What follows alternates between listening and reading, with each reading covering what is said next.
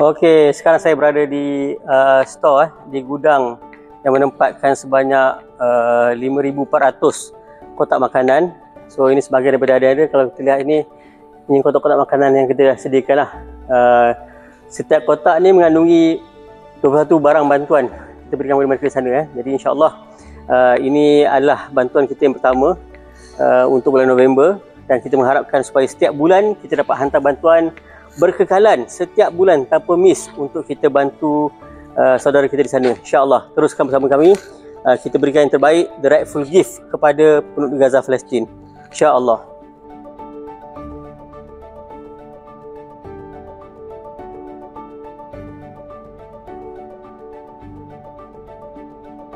Di belakang saya ialah barang-barang bantuan yang akan kita berikan kepada mereka di Gaza Palestin.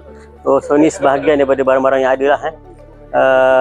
Jadi ini adalah sebahagian daripada 5,400 kotak makanan yang akan kita berikan kepada mereka yang ada di Gaza Palestin. Jadi insya-Allah kalau kita lihat sini, ini adalah makarona. Makarona. Dan banyak lagi lah barang-barang bantuan yang kita akan berikan kepada mereka di sana. InsyaAllah. Kita nak hantar barang-barang bantuan ni ke dalam store, gudang atau mahzan. So ini kita punya mahzan, kita ada sebahagian daripada barang-barang bantuan yang kita berikan lah.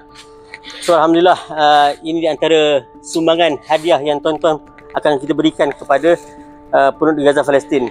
Hadiah buat mereka semua, semangat untuk mereka berjuang, terus berjuang dan terus berjuang, insya-Allah, dan akhirnya bebaskan Palestin atas survival yang mereka ada, insya-Allah.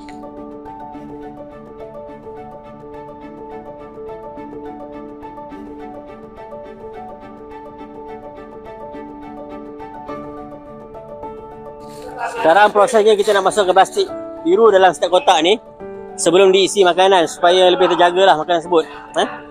Jadi ini proses dia. Plastik biru diletakkan dalam ni. Kemudian kita letak makanan dalam ni lah, supaya apa, kalau dia pecah ke minyak yang tumpah sikit tu, so akan cover. So kita bersama dengan para sukarelawan yang ada sini. So ramai sebab jumlahnya banyak. 5,400 kotak makanan yang kita akan salurkan, insya-Allah.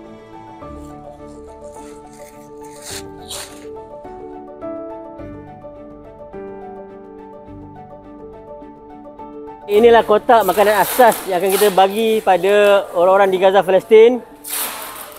Tinggal sedikit barang lagi kita masukkan. Kita ada teh, ada gula, makarona, garam, makarona juga, dan yang terakhir ialah minyak.